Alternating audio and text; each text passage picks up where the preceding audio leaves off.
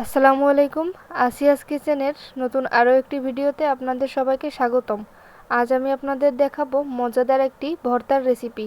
যারা আমার ভিডিওটি ইউটিউব থেকে দেখছেন তারা চ্যানেলটি সাবস্ক্রাইব করে দিবেন এবং যারা ফেসবুক থেকে দেখছেন তারা পেজটি ফলো করে দিবেন।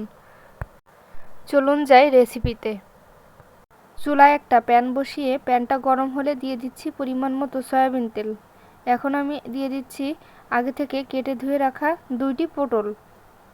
পটলগুলো তেলের সাথে কিছুক্ষণ নেড়েচেড়ে দিয়ে দেব পরিষ্কার করে নেওয়া কয়েকটি রসুনের কোয়া, 4টি কাঁচামরিচ, একটি পেঁয়াজ কুচি, স্বাদমতো লবণ, পরিমাণ মতো হলুদের গুঁড়া, 1 টেবিল চামচ আস্ত সাদা জিরা, 2 টেবিল চামচ আস্ত কালো জিরা। এখন আমি সবগুলো উপকরণকে ভালো করে তেলের সাথে নেড়েচেড়ে ভেজে নিব।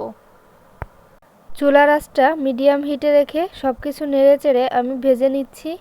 আমার এখানে তেলের পরিমাণ একটু কম হয়েছিল, তাই আমি আরেকটু তেল অ্যাড করে দিয়েছি।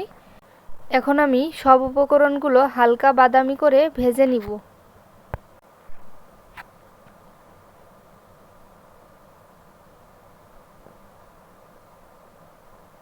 সব কিছু সুন্দর করে ভাজা হয়ে গেছে, এখন আমি নামিয়ে নিব। শিলপাটায় নামিয়ে নিচ্ছি। এখন বেটে নেওয়ার পালা।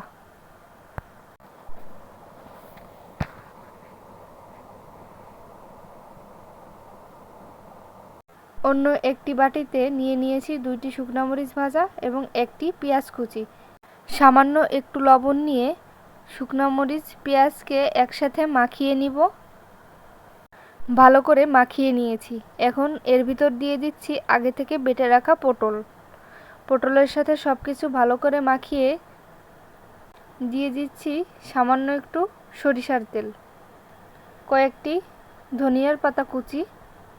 সব কিছু মাখিয়ে নিচ্ছি।